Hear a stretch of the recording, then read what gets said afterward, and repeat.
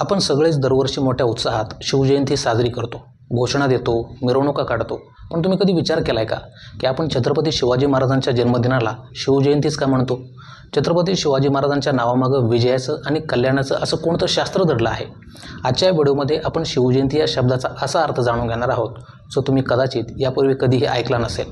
यासोबतच आपण जयंती या शब्दाचा उगम, त्याचा विजयाशी असलेला संबंध, शिव या शब्दामागचा मंगलमय अर्थ आणि छत्रपती शिवाजी महाराजांनी आपल्या भाषेचा स्वाभिमान जपण्यासाठी परकीय शब्दांचा प्रभाव नेमका कसा दूर केला, या सगळ्या गोष्टींची माहिती सोप्या भाषेत जाणून घेणार आहोत. पण हा व्हिडिओ केवळ माहिती नाही, तर आपल्या राजाप्रती असलेला एक वैचारिक सन्मान आहे. चला तर मग छत्रपती शिवाजी महाराजांना विनम्र अभिवादन करून शब्दांच्या गौरवशाली प्रवासाला सुरुवात करूयात. सगळ्यात पहिल्यांदा जयंती या शब्दाचा अर्थ जाणून घेऊयात. तर जयंती हा शब्द संस्कृतमधील जी या धातूपासून तयार झाला आहे. संस्कृतमध्ये जी या धातूचा अर्थ जिंकणं असा आहे. याच धातूपासून जयंत म्हणजे जिंकणारा किंवा विजयी हा शब्द तयार झाला आणि त्याचं स्त्रीलिंगी रूप म्हणजेच जयंती. म्हणून जयंती या शब्दाचा शब्दशः अर्थ जिंकणारी, विजयी किंवा यश मिळवणारी असा होतो. सोप्या भाषेत सांगायचं तर जी सर्व अडथळ्यावर मात करून विजय प्राप्त करते किंवा जी नेहमी यशस्वी ठरते तिला जयंती असं म्हणतात. आपल्या नेहमीच्या बोलण्यात मात्र देवदेवतांचे अवतार किंवा आदरणीय महापुरुषांच्या जन्मदिवसासाठी जयंती हा शब्द सन्मानाने वापरला जातो.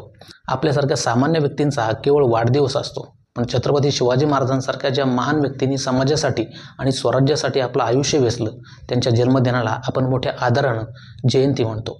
कारण जयंती म्हणण्यामागं त्या थोर व्यक्तीबद्दलचा आपला आदर आणि गौरव असतो. आता जयंती शब्दाचा हा विजय आणि गौरव तर आपण समजून घेतला, पण महाराजांच्या नावात दडलेला शिव हा शब्द नेमका काय सांगतो तेही पहा. शिवचा अर्थ होतो कल्याणकारी किंवा मंगलमय. छत्रपती शिवाजी महाराज हे खऱ्या अर्थानं आपल्या रयतेचं कल्याण करणारे आणि संकटावर विजय मिळवणारे लोककल्याणकारी राजा होते. म्हणूनच जेव्हा आपण शिवजयंती हा शब्द वापरतो तेव्हा त्यात महाराजांच्या जन्माचा सोहळा तर असतोच, पण त्यासोबतच त्यांचे कल्याणकारी गुण आणि त्यांचा अजेय पराक्रम या दोन्ही गोष्टीचा संगम झालेला असतो. थोडक्यात सांगायचं तर शिवजयंती म्हणजे केवळ एका राजाचा जन्मदिवस नसून सत्याचा आणि मांगल्याचा विजय साजरा करणारा तो एक पवित्र उत्सव आहे. तर हा झाला नावाचा महिमा. पण महाराजांनी केवळ स्वराज्यच नाही तर आपल्या भाषेचा स्वाभिमानही कसा जपला हे त्यांच्या एका खास निर्णयावरून लक्षात येतं. छत्रपती शिवाजी महाराज शब्दांचे किती मोठे जाणकार होते ते पहा. त्या काळात मराठी भाषेत परकीय शब्दांचा प्रभाव वाढला होता. तेव्हा महाराजांनी केवळ स्वराज्यच नाही तर आपली भाषाही वाचवली. प्रशासनात आपल्या मातीतील शब्द वापरले जावेत यासाठी त्यांनी मुद्दाम राज्य व्यवहार कोश तयार करून घेतला आणि परकीय प्रशासकीय शब्दांऐवजी संस्कृत मराठीतील पर्याय शब्द रूढ केले. उदाहरण द्यायचं झालं तर त्यांनी किल्ला या परकीय शब्दाऐवजी दुर्ग शब्द वापरला, तख्त शब्दाऐवजी सिंहासन शब्द वापरला, तसंच खजाना शब्दाऐवजी कोशागार शब्द वापरला. अशा प्रकारे स्वराज्याबरोबरच महाराजांनी आपल्या भाषेचा स्वाभिमान जपण्यासाठी आणि ती टिकवण्यासाठीही मोठे प्रयत्न केले. त्यांनी परकीय शक्तीवर विजय मिळवला आणि स्वराज्य अबाधित ठेवलं. त्यांच्या याच महान कार्याचा गौरव म्हणून आज आपण त्यांचा जन्मदिवस म्हणजे शिवजयंती मोठ्या उत्साहात साजरी करतो. पण ही जयंती साजरी करताना ती फक्त ढोल ताशांच्या आवाजापुरती मर्यादित ठेवू नये. जयंतीमधला जय म्हणजे विजय आहे. तो विजय विचारांचा असायला हवा.